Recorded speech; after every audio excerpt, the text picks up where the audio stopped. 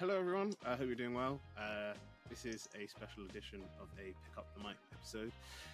As you know, Pick Up the Mic, the majority of our team, we're all Brunel alumni, and whether it's specifically Brunel, but also looking at the higher education field, there are a lot of changes going on at the moment, and we thought it'd be really great to highlight it and talk about sort of the sector as a whole. We've got amazing people here today from Brunel who are going to be giving us a bit of insight into sort of like what's happening there, but also the wider sector as well.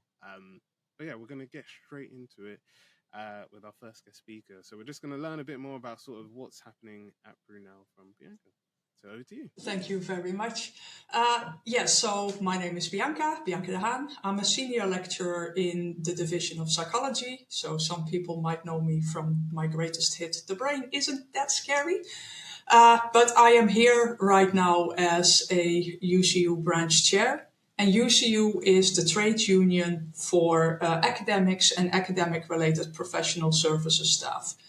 And what a trade union is very similar to what a student union does. It equalizes an inherently unequal balance or an inherently unequal relationship where a single student doesn't have any power, a single employee doesn't have any power, but when we join together, we have a voice and we have a seat at the table. And that's what a trade union is, just like a student union does that for students. Now, for us here at Brunel, currently there are plans to make approximately 20% of staff, both professional services and academic, redundant at a very, very short timescale. So this whole process is happening in like a 4-month timescale, and ultimately we'll see people leaving in the middle of term 2.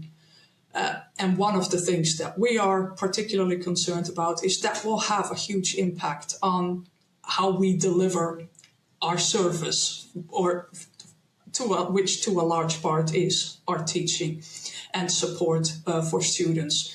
So academics might be asked to leave halfway through term 2, and asked is putting it mildly. All of a sudden, the teaching will have to be covered by somebody else. That person, of course, has their own workload. They will do the best they can, but there will be an impact. But also your work will be marked by an academic who hasn't done all of the teaching and who is just trying to pick up as best as they can. Dissertation supervisor might change, and in some programs, like for example, psychology, dissertations are due end of March. So towards the end, all of a sudden, there is a different dissertation supervisor that has to step in because your dissertation supervisor got fired, made redundant is the official term. Also in terms of professional services, like think of your library support, your IT support, all those support services, academic skills support that are a key part of as well. Professional service, so the TOT programs, office support, the massive cuts there will again have an impact on the support that they are able to offer to students. So for us as a trade union, we very strongly oppose these plans. We oppose the compulsory redundancies to a big part because of the timescale and the not inconsiderate effect that this will have on the student experience and the university's ability to do what it's there to do. Now, one thing that I find particularly concerning is that a lot of students aren't really aware that this is going on because from Brunel senior management, this has been downplayed, incredibly downplayed. I think there was like one communication, but that's it.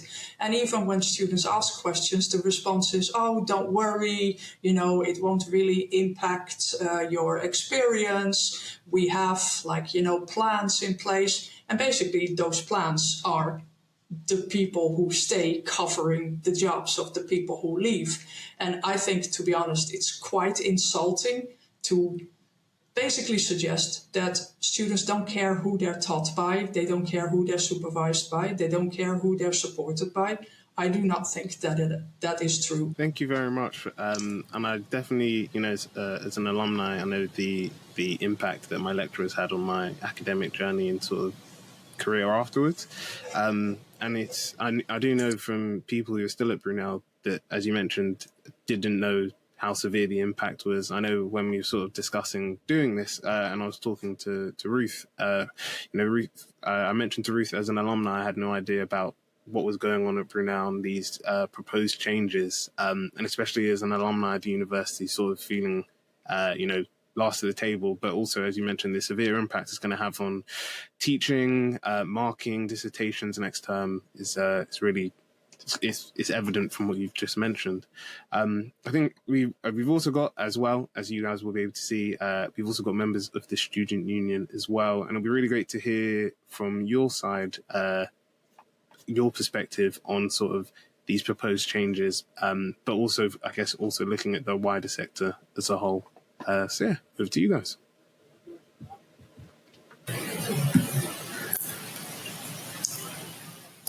Who wants to go first? First, if that's okay, or is there like? Of course, yeah. Go ahead, Jacob.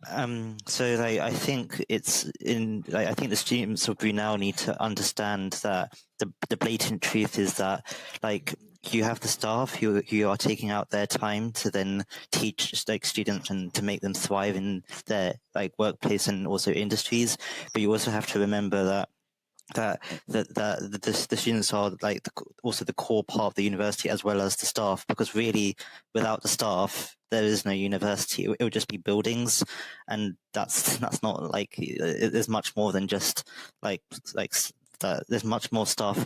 There's more focus that there needs to be more attention. That it's also the students' responsibility to make sure that they're also aware of this, but also that really the question isn't why weren't the staff known about the redundancy sooner. The question is, what's the Vice Chancellor going to do to fix the problems and occurrences that are going to happen much later, much sooner, and much faster than previously anticipated? Yeah, so as Jacob said, he's our disabled students officer and he's been elected here to represent our students. As a students' union, we've not had any involvement with the decisions around this. Students have not been made aware, and obviously we've got students here today to sort of voice their concerns as well around, that lack of transparency about the plans that are in place, particularly around the plans to make these redundancies come into play at a time that is going to be integral to our students, at a time where assessments are due and exams are due. So I think it's good to hear from Iwan and Jacob about, sort of their concerns here too, because they themselves wrote to the VC asking for action around this.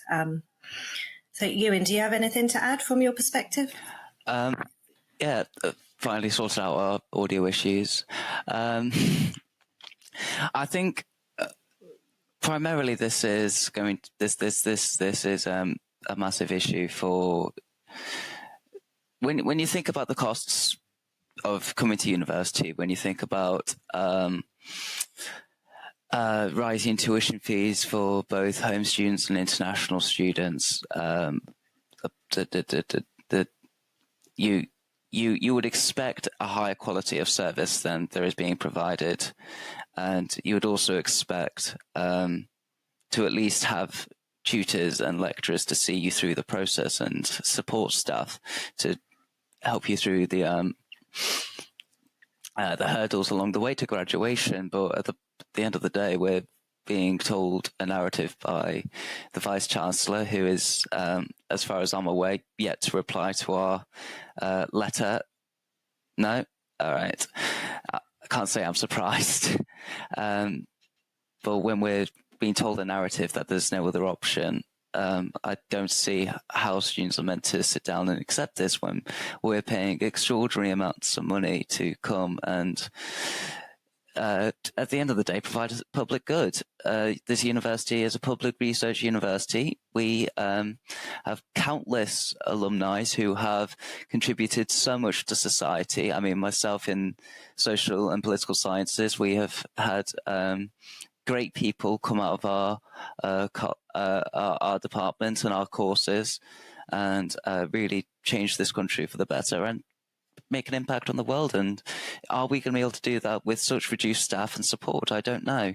And then that this needs to be addressed, and I hope that's what we're going to do here by talking about about this issue and making sure that more and more students are becoming aware of the risks that not only are being posed to staff and their jobs and their livelihoods and their passions, but also to the sake of our education and value for money at the end of the day.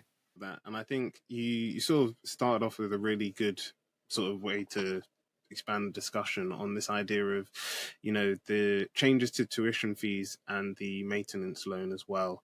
And there is, as you mentioned, this expectation that everyone sort of discussed here, that there is this expectation that universities will sort of manage, or, you know, students will just have to adapt to these proposed changes.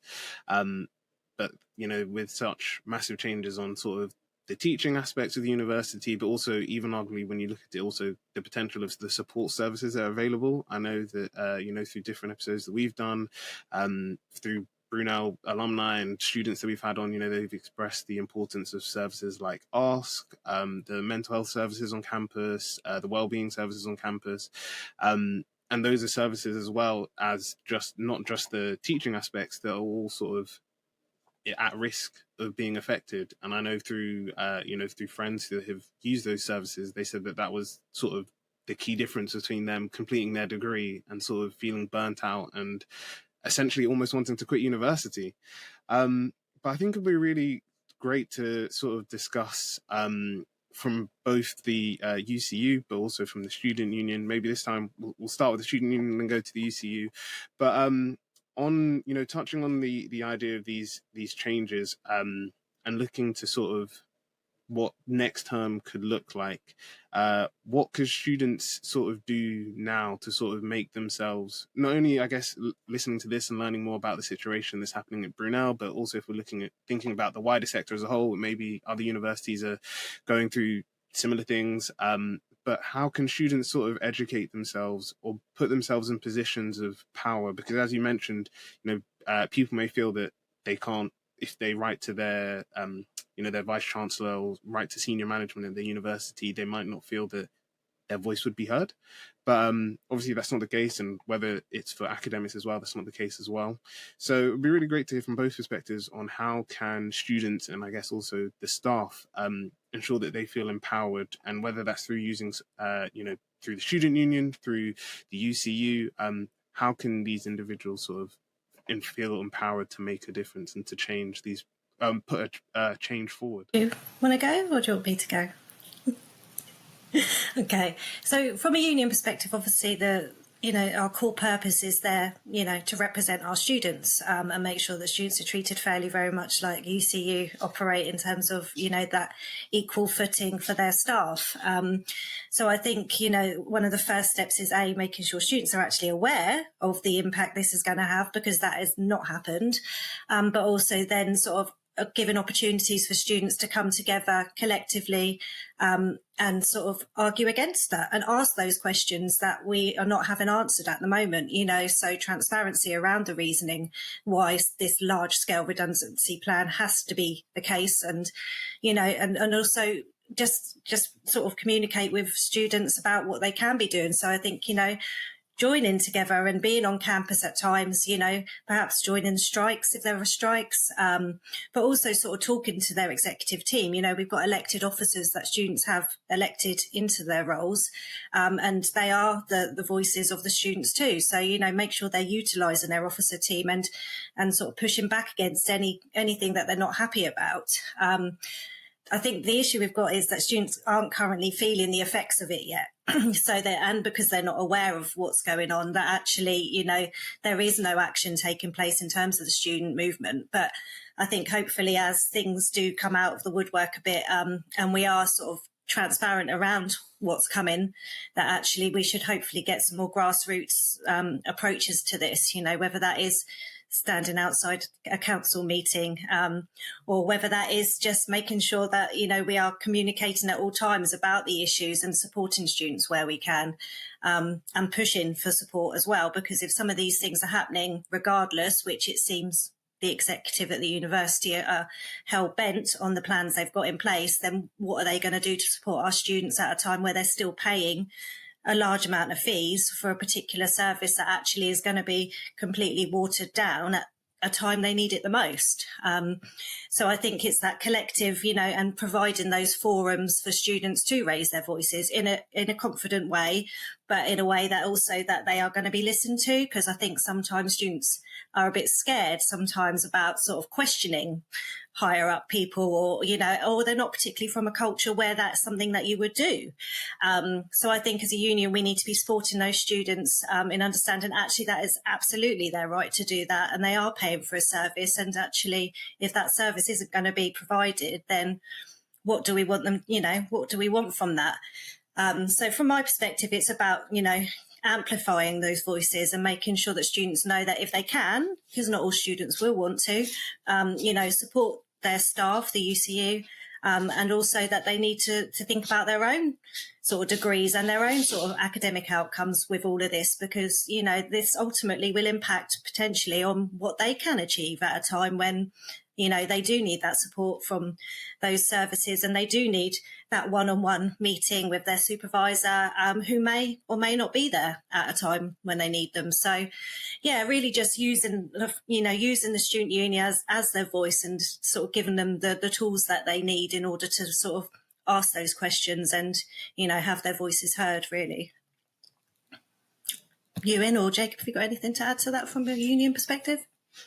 I mean, like you said, Ruth, it's making sure that the students are aware, and they have the ability and they have the freedom to voice out their own opinions, because that's, at the end of the day, that's the crucial part, because it's their student experience that they're paying for the university to give them. So I think it's very important and crucial that they understand what's happening and also how it's going to affect them as well. Do you mind if I just jump in there? No, I think what's been really good so far, and it's an uphill battle with some of the levels of apathy toward the issue and the lack of political engagement. I'll describe it towards taking some kind of direct action towards the university. But what the UCU has done really well, and what the union has praised and wants to collaborate on, is the open letter, the petitions, and also the fact that the UCU are trying to mobilise students as much as they are trying to mobilise their own members. I mean, to anyone who has signed the letter, you've probably seen the Brunel Fights Back, which has given various dates of action, such as the I'm going to forget the date now, but the march from the Eastern Gateway down to the concourse, giving out flyers, singing songs, etc. So that is something that's been really good, and there is an uptick in students taking interest on the ground. We're hearing, from my own perspective, hearing that there are more students who are asking questions about the redundancies, asking what are we doing as a student union to respond to this. And what we're saying is we're working as closely as we can with the UCU, because their struggle is our struggle in this.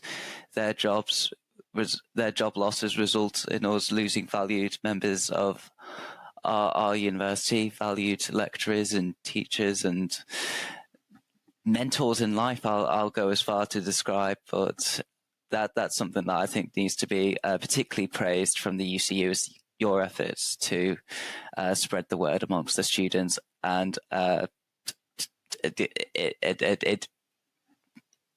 I just mobilize bodies and make it a more visible, popular movement than just the professors out there on a cold December morning. Yeah, thank you so much. Because, I mean, there wouldn't be a university without students either.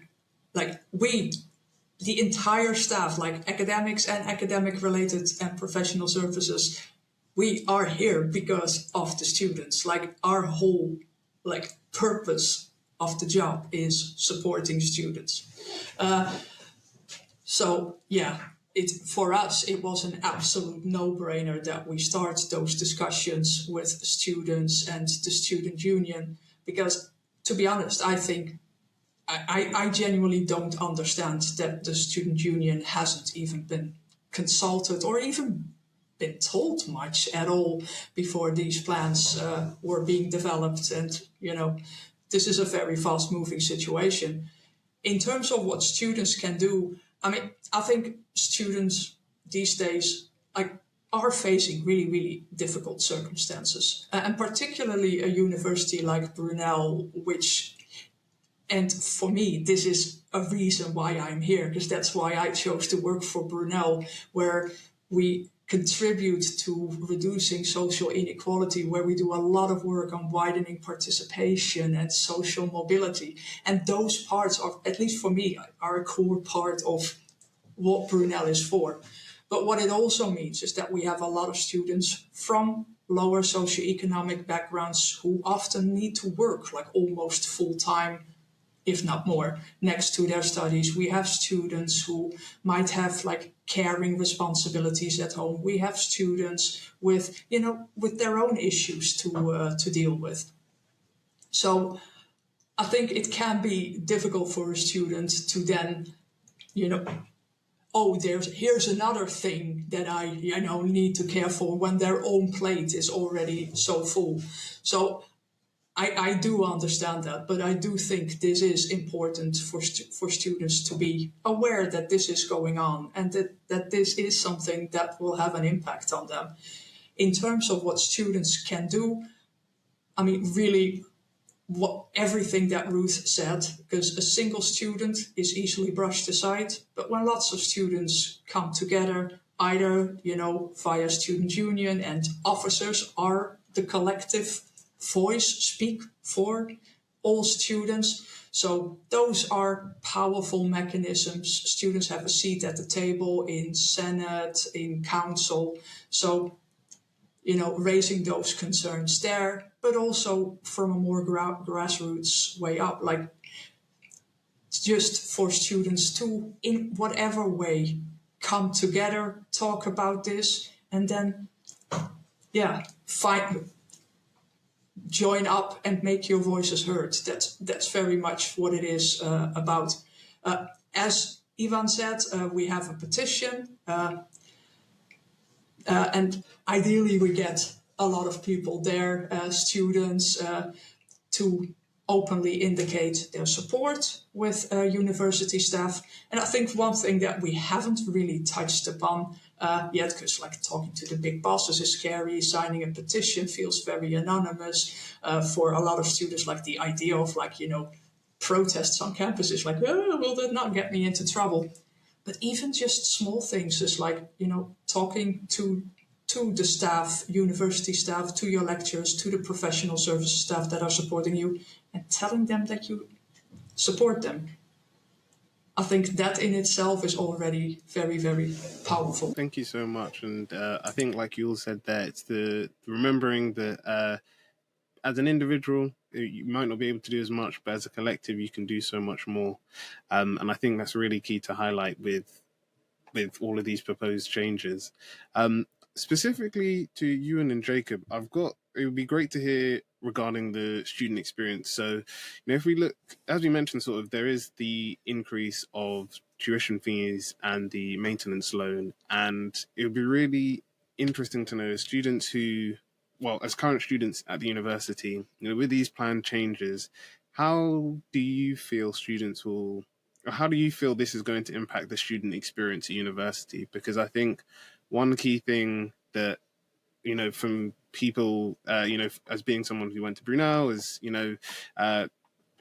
all people are part of the Brunel community here, I think one thing we can all say is that especially the community that Brunel brings out has always been a really key thing. So whether it's through the societies, whether it's through the courses we're on, whether it's through the events that either the student union or the university holds to celebrate different cultural events that take place throughout the year, that the community at Brunel has been such a key thing to students having an amazing experience. Now, with these increases, especially when it comes to tuition fees, that will clearly impact the student experience and what that looks like. So it would be really great to hear from both you, Jacob, and you, Ewan. What do you think that impact will look like?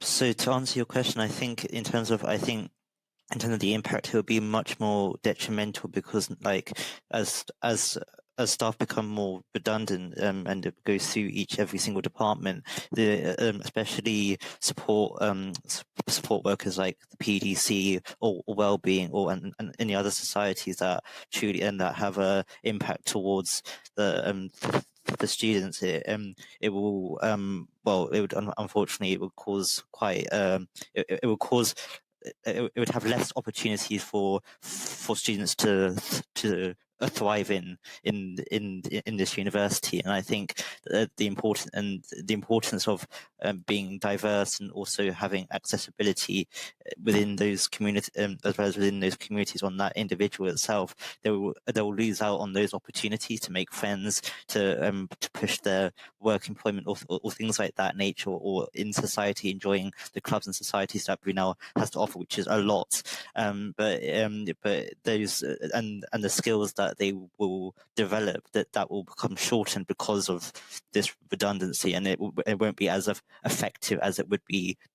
Then it would be. So to address your point on the rise in tuition fees, primarily, I've done some work on this, albeit the redundancies has taken quite a lot of everyone's focus due to time constraints that we're up against from senior management. However, what I can say is the union has taken a very firm stance against the rise in tuition fees. What we have described it as is a unsustainable model of funding. At the moment, universities all across the country, not just Brunel, up and down, are facing these extraordinary financial difficulties after years of gutting from various governments, both local and national, and to then raise the funding, to raise the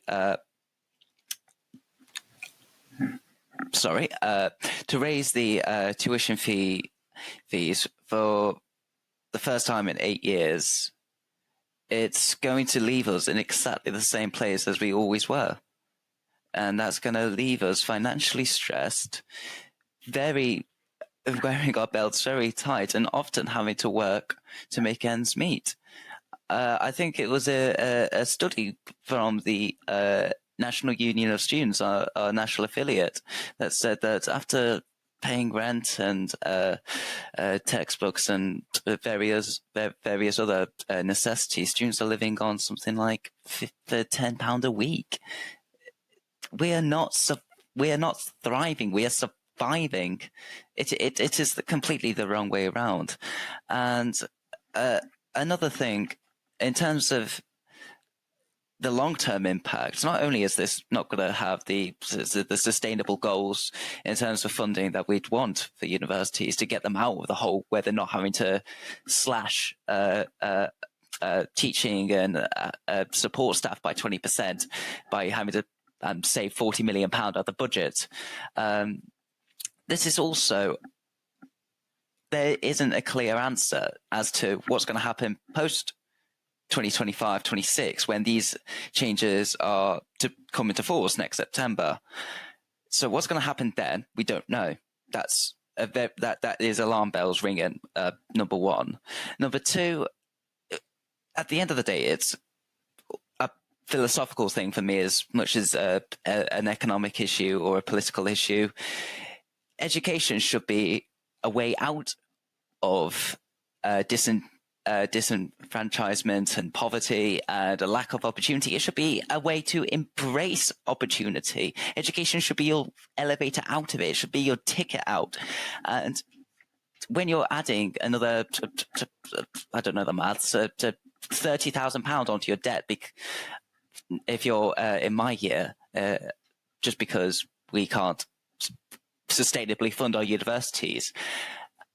I don't want to go on for too long, but there's a lot to unpack here. And the rises in maintenance grants might sound all nice and lovey-dovey, but at the end of the day, it's 4%.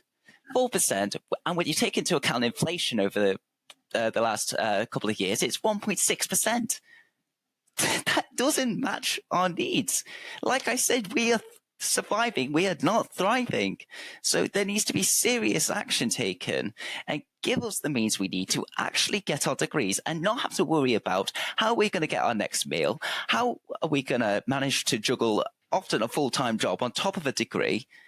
These are all things that I don't know why are not being discussed. I don't know why I don't know why they're not more politically saleable. It's honestly, it's a disgrace what's happening to students, and it angers me. But I've also got hope in the way that students are starting to organise across the country, and hopefully Brunel can play its part. I agree that there is definitely a reason to be hopeful, because seeing, the students like yourselves, and even arguably, staff as well, getting involved and not sort of, I guess, like we've been discussing, like not going down without a fight, saying like, we're not going to stand for this. This is, not okay. We're not happy with these proposed changes.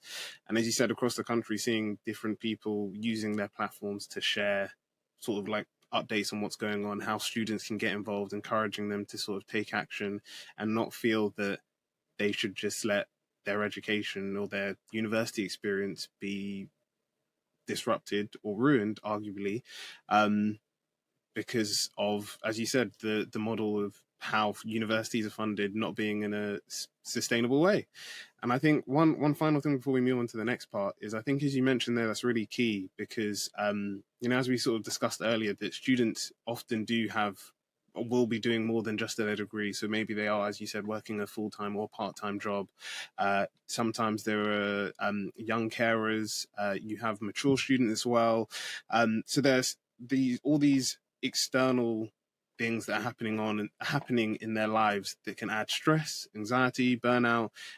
To also now be dealing with things like what's happening at Brunel is just just shows the need for why these, especially, as Jacob, you mentioned support services, whether it's the PDC, if you're looking to get a placement or a job after graduating, getting access to getting CV advice and interview advice. If you're a current student, I was speaking to a Brunel alumni on another podcast that we did, that, it's great that Brunel has services that can offer mental health support, whereas when you leave university, sometimes there are long waiting lists, or they're not, it's not free. It's can be quite expensive. And to know that sort of these services, as well as just the academic service that you get as being a student, is sort of under threat is, it's quite shocking. But as we mentioned, there's a lot to be hopeful, and we will touch a bit more on that towards the end. I think for both Ruth and Bianca, this next question is for you, because I think there is this expectation on universities to widen their access, increase the efforts that they're doing. But as we sort of mentioned already, there's then this opposite of, we're actually going to be reducing the amount of people that can help to do this. And I know that there are, whether it's different universities, there are teams that, I've worked with, or friends have worked with, that have drastically shrunk over the last 4 years since COVID. And that's just because of, as we mentioned here, that expectation of, we're going to reduce, we're expecting more to happen, but more to happen with less people. So from a staff perspective, it'll be really interesting to know how you both feel that this sort of expectation, both whether it's from necessarily the government, whether it's from universities themselves and senior management at universities, for staff to increase the amount of work that they're doing and departments to do more, but not giving them the resources and the support to actually be able to achieve that. Shall I start with this one? Yeah, I mean, there's a few things that I strongly believe in, and one of them is like widening participation and education as a social and public good. Like, everybody should have access to education, and the entire society benefits from a well-educated workforce. But also, like, people should have access to to develop themselves in whatever, way they want to go. And they should have access to education as one method of opening up opportunities. So widening participation, is something I personally strongly believe in. And I know this is also a big part of UCU more widely. But there's no point in widening participation if you then, have lots of students, but then once they're here, you don't provide them with the support they need. I also strongly believe that when we accept a student, we have a responsibility towards them to support them as much as possible. And we need to have the systems in place to be able to do that so that they can then actually complete with a degree that reflects their abilities. And I think that is absolutely vital. I don't think it is in any way fair to be accepting students and then not providing them with the support that they need. Yeah, I completely agree with Bianca. Education should be accessible to all, regardless of your background or the community that you come from. And I think actually all of this that's going on with the government, but, the more localised issues that we've got, is actually making people think whether they do want to go to university anymore. There are lots of questions out there about the value of a degree now. Is it actually worth it? And that, I think, is a sign of the times, isn't it?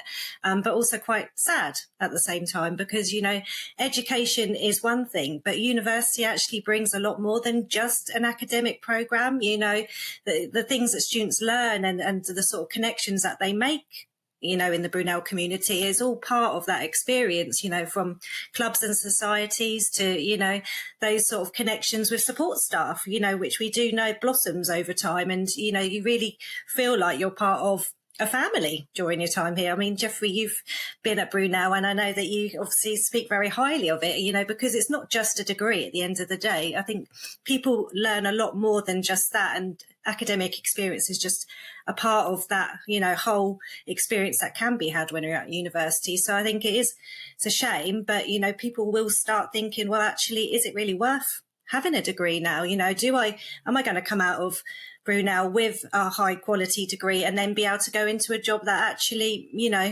mirrors what I've achieved during that time? And I'm not sure necessarily that we can confidently say that that is the case anymore. I think, completely agree with Bianca, in terms of widening participation, sort of removing those barriers to education, absolutely essential, but no point doing it if you're not going to then support those students when they're here, and at Brunel. So, yeah. Thank you. And I think that, as you both mentioned there, that there is that need to understand that you can't sort of expect someone to do one thing and not give them the resources and support to achieve it, which I think is actually really nicely linked to our sort of second last question, which is sort of looking to the future, but not just at Brunel, but with other universities within the UK. It's asking the question of how can Brunel and other universities navigate the balance between supporting their own economic growth and I guess supporting themselves to be financially sustainable, but also ensuring that they can deliver positive outcomes to their students. And I'm also going to add on to this, not only just positive outcomes for their students, but also for their staff as well, and ensuring that they feel sort of empowered, they feel respected, they feel that the work that they're doing is being recognized and celebrated. I'm going to open this one up to the floor. So anyone's welcome to take this question. So I'm always dying to jump in these kind of questions. I think asking what do universities need to do to be financially sustainable and supporting the students, in a way, it's kind of the wrong question. I think what does society need to do and our government need to do to make sure that the whole system is available to all students, but then also funded as a public good. Because we are in this mess because universities are basically forced to have this competitive market idea where they're fighting for every last student, because every student's tuition fees currently are the main income for universities. And then because the student fees have remained constant, but inflation rises, that now leads to the current issues that we're seeing. Okay, now the decision has been made to put tuition fees up, but what's the thought here? Like, are we continuously going to push up tuition fees? The whole underlying idea is just fundamentally broken. I mean, as UCU, we very strongly stand against the idea of tuition fees at all. Like, education should be available to everyone, and other countries manage it. Like, so asking is, how can universities ensure their own financial sustainability? I think what we need to be arguing for is a fundamental rethink of the whole system, of the way education is funded and the way education is perceived. Because I think that is one thing that always I find a bit of a shame as well, that because of this whole tuition fee structure and education, like, for some people has become almost transactional, like a means to like a certain job. And actually, like, one of the metrics by which universities are judged is what is the average salary of people who leave the university going to be. But is that a measure of the value of education? Like, if you do a university education and, friends of mine are artists, they don't earn huge amounts of money. But does that make their contribution less valuable? Or alternatively, people who go on to be like, investment stockbrokers. I mean, I would argue an artist probably contributes more.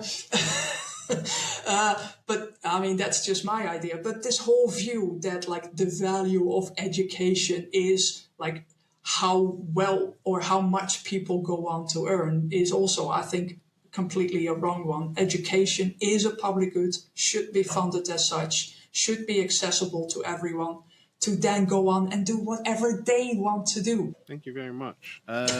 Anyone else want to answer this question? I think carrying on from what Bianca said, I think it's like the university is very much like, not like the people higher up are very much more focused on the money side, where it's really should really be about the students, because at the end of the day, it's like I said before, it should be the student experience that they're experiencing, not like, oh well, it costs this amount so it equals that. It should be more treated that no matter what your background is or cultural disability or whatever, it should always be what is best for the students, not what is best for us, because we need to make sure that we cut X amount of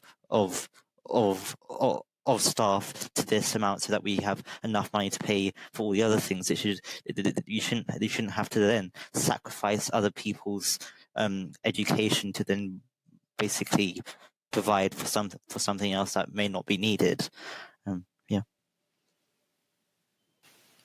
And I think. Oh, sorry, Ewan, you can go. Oh, thank you, Ruth. It's leading on from one of my points. I'll try and keep this brief, but I think leading on from one of your points, Bianca, that about how education is perceived. Over the last decade or so, we've seen education start to be, especially higher education, ridiculed. People who go into higher education, I won't name names, but I think we all know who I'm referring to. People are suddenly villainized for wanting to go into higher education and question and to develop that critical thinking that necessarily doesn't go with the tide of what maybe a certain majority or vocal minority, I should say, might think.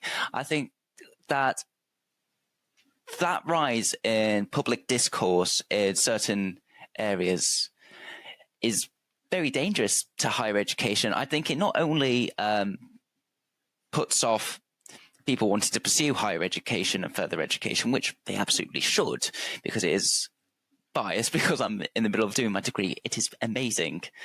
But it also undermines the role not only of the staff who do the jobs for next to nothing on doing such valuable work for leaders and doctors and lawyers and everybody of tomorrow teaching, and they are seen as people to be as to be fought against for wanting to radicalize or teach young people these crazy ideas.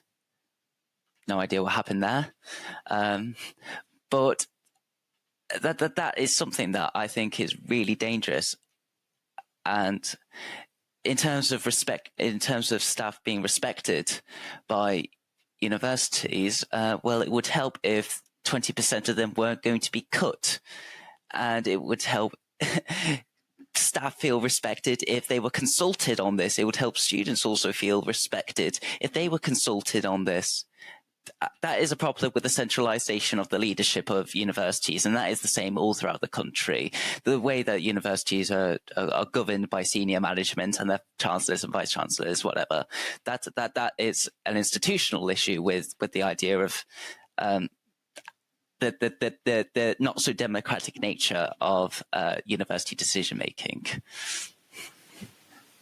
Can I briefly jump in on something that you said? Because I think this is quite important regards to this rationale where people, from certain people, that, oh, you shouldn't be studying certain subjects and, you shouldn't be wasting your time.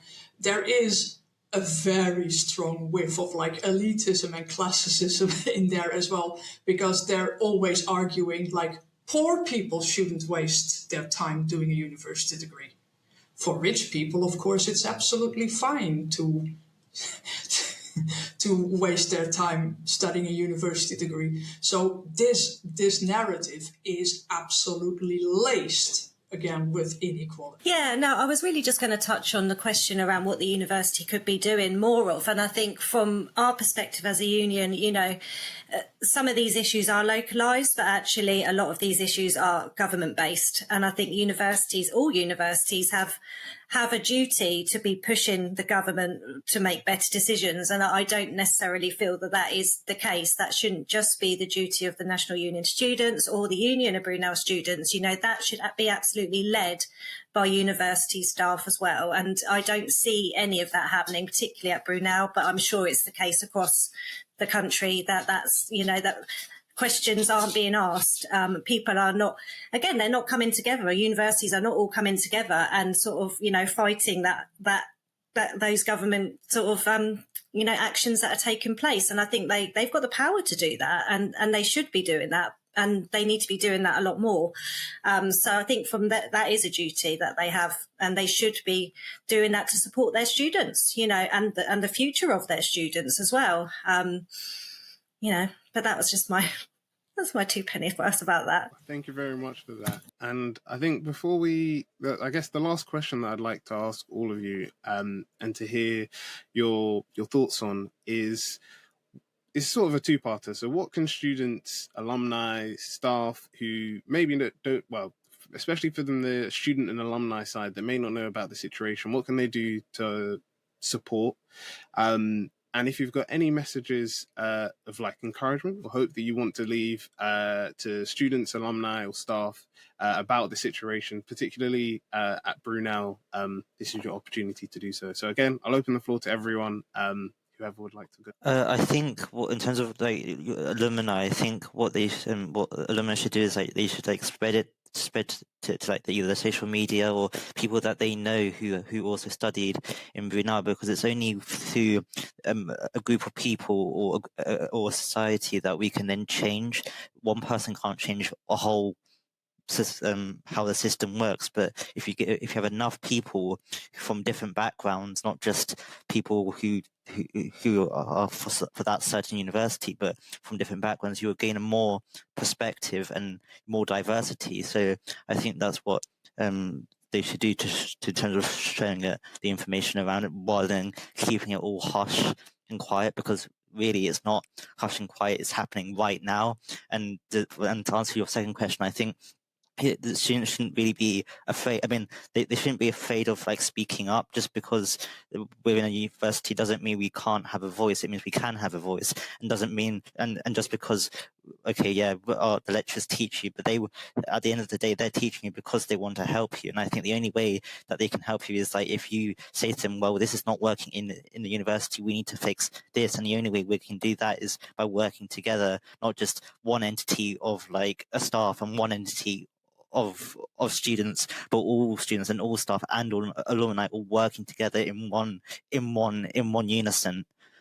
Thank you very much. I mean, I fully agree. So, in terms of what can people do to support, is like talk about this. Like, don't let this be just happening in silence. Like, talk about this and get other people to at least know what's going on, who might then hopefully also care about what's going on. And then you can build up a critical mass of enough people that care about what's going on and can then collectively have their voices heard. Can, as a student union has already been doing, like write a letter to the VC, but also speaking up in meetings where the students have a voice, because students should have a voice.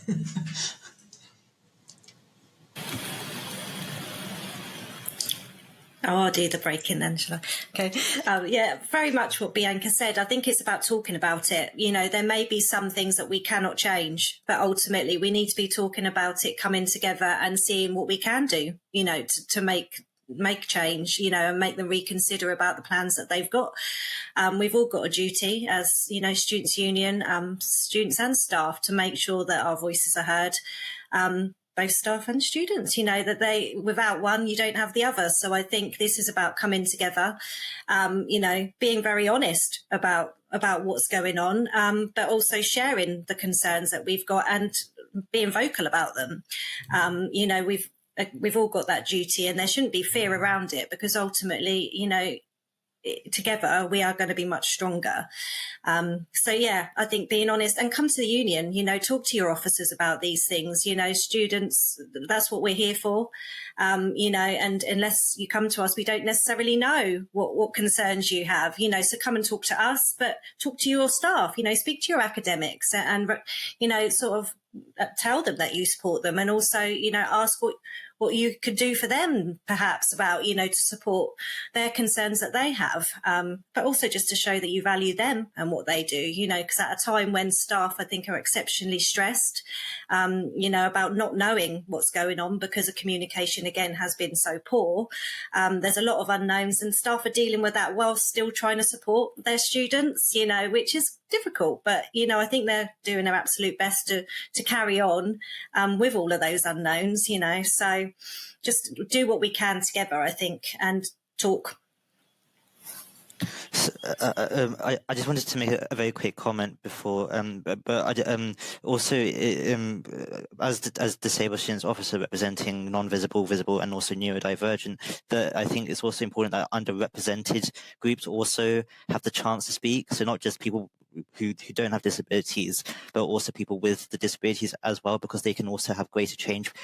Sometimes then people go, well, this person has a disability, so there's no point asking them because they don't know what you're talking about, and that's quite a stereotypical thing to think about. But I think that's sort of a viewpoint that sometimes goes under the rug, and people don't normally ask disabled students or non-visible and or neurodivergent, or what do you think the university should do to make it more inclusive and making it more so that they get most out of their own experiences? I think that what students can be doing along with staff, at the end, it's the same as everyone else has said, so I'll try and keep this brief. I know I've said that a lot of times today, but it's talking about it. It's going to be signing these petitions, joining these the groups who are going to be visible and protesting these decisions that are being pushed through with such little scrutiny. At the end of the day, I think the party message is staff, students, no matter what who we are. We're all in this together. It's like I said earlier in the podcast, their fight is our fight. It is not, it is mutually exclusive.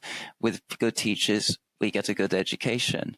So we should do everything in our power, not just as individual students, but as a collective student body, to go out and absolutely fight tooth and nail to make sure our teachers retain their positions, and to make sure that the Vice Chancellor knows that we're not very happy, for lack of better words.